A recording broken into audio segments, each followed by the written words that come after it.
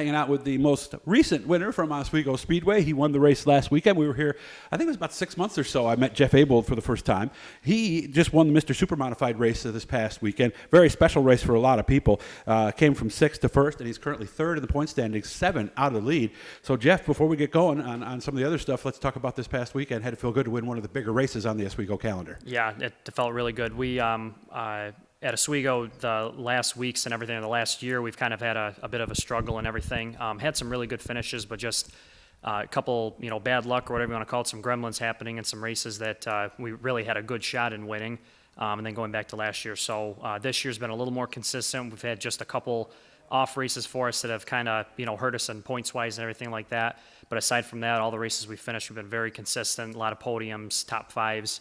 And then this weekend was the ultimate one with the win, which is our biggest regular season race. So good payout, great crowd, and just a lot of good competition and everything. So it was a good race to go out there and get. What's better, to be more consistent like you are now, or would you rather win 3 or 4 races and have some almost last places in there? Which is better? Because they each have their advantage, don't they? Like to have both would be the best thing. But right now for me personally, I'm looking for wins, things like that. But I started this season. We really set a goal that we wanted this championship, and for that you need consistency.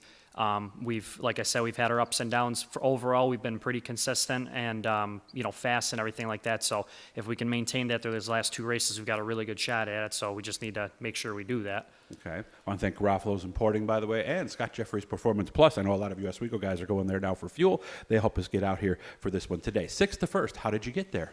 Had to make some moves off the start, was able to collect a couple spots right in the first couple laps. It's really tough at the start of these races because everybody's so fast. Everybody's still on fresh tires, full fuel loads, everything like that. But I was able to get up to 2nd fairly quickly within the first 10, 15 laps, and then followed Daniel Connors, he's looking for his first win there, so he's hungry for it. He was running very consistent, and then I could see right around lap 30 or so, he started getting loose through the middle of the corner, and I kind of was biding my time. Once we hit lap traffic, and then right now we have it where with these aero cars, you get behind another car, disrupts air, things like that. I could see he was really starting to lose the handle on the car, so I was able to take advantage there and get around him or get underneath him down the backstretch, and then was able to lead it from there. That was about the halfway point of the race at that point. I hear somebody was chasing you as you went through some slower traffic. Yep, that would be our reigning champion and current point leader, Dave Schulich, who's out there. So somebody who knows his way around the racetrack and has been ultra fast all season. So he was right on my tail a race and actually pulled up alongside of me a couple times and showed me a wheel. So I knew he was breathing down my neck the whole race, so I had to be on it. So how'd you keep him behind you then? Just had to be decisive. We hit some pretty heavy lap traffic. We had a pack of about 4 or 5 cars racing together at one point, another pack of a few cars, and that was just throughout the race. So just decisive moves, take opportunities when I had them, and then try to be mistake-free the whole race, which pretty much was able to do. And when you have a good car, you can do that. So that was the recipe for winning it, apparently, and doing that. And I know we talked after the race, and he was giving it everything he had and doing that. And that makes it that much better when, it wasn't just by breakdowns and things like that you ended up with a race. You're able to beat the best guys out there, and it feels good that way. So you were better behind traffic, or you were better when you got away from traffic? Because obviously you were better somewhere, you wouldn't have beat him. Yeah, I was actually able to pull away a little bit once we got to open air when I was away from traffic and everything, but that was far fewer laps than when we were in traffic and everything. And as the leader, we have a we have a passing flag at Oswego, but it's used very non-aggressively, I would say it, and everything, which is the way we've always done it and everything. So they want tight racing, lap traffic, they'll let them know the leaders are there, but they have as much entitlement to race as anybody else does. So if they're in a pack of cars and they're racing for position, keep racing, guys, but just know the leaders are there, do everything, and that's kind of the way we were there. So once we hit that every time, Dave was able to close up on me and make it a competitive race. Well, what do they tell the slower cars to do? Are you supposed to maintain your line? Are you supposed to go to the bottom? What are you supposed to do? Yeah, if you're running by yourself and you're just on the track, they'll point to you and let you know. The cornerman will point to you, let you know, hey, you're by yourself. Maybe let the leaders go, hold your position at the very least. Usually give them the high groove. If you're in a pack of cars and you're running, we lapped up to 5th place. If you're running 5th, 6th, 7th, and you're racing for position, keep racing at it. You're, like I said, you have just as much entitlement to do that as they do. So, they kind of allow it that way and everything. It certainly makes for good racing. course, it was also a memorial race for Terry Strong. I thought a lot of people, it brought up a lot of emotions with a lot of people. You knew Terry pretty well yourself? I knew Terry throughout, just from being in the pits and everything, and just what she did for the racing community and everything for that. Just an awesome family. Pat Strong and everybody there just has always fielded a race car and just brought quality equipment. Just been great people to be around. Terry, I didn't know her very well, but just knew her, like I said, as racing family and everything with that.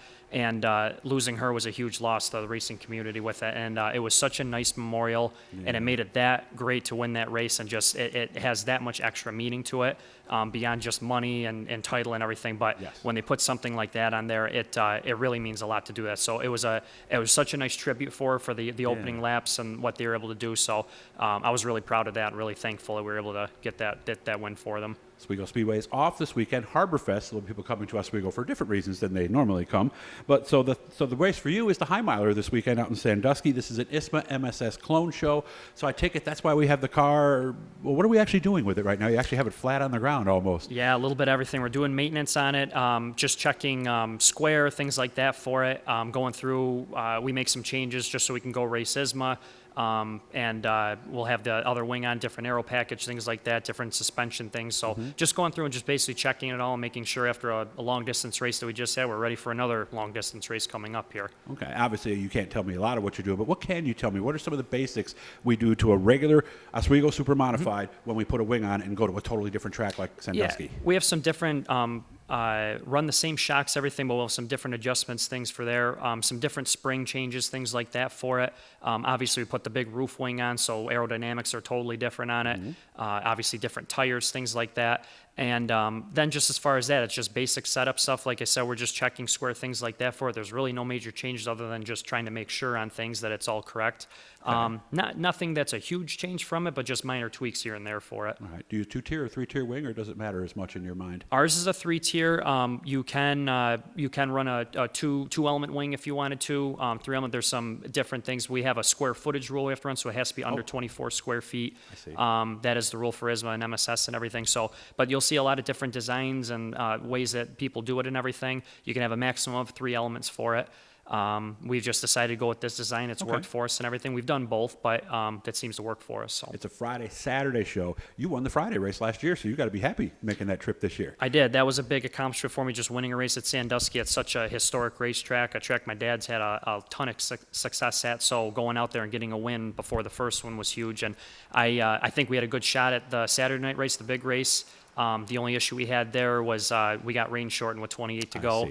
And I was running third time. I think I really had a good chance, but unfortunately that's the way it went, so we're a little hungrier this year to try to get it done. The Oswego Points Battle is going to be a good one this year, and like we said, this race, the High Miler and, of course, the Star Classic are the 2 favorites that everybody looks forward to, so that's where Jeff will be this weekend. I want to thank you so much for your time, for having me out. Good luck with everything on the car. I'll let you guys get back to work, and maybe we'll do this next week. That sounds good to me. I hope we have something to talk about. Hit that blue, you guys. That'll subscribe you. Nice to see you again. Enjoy the rest of your night.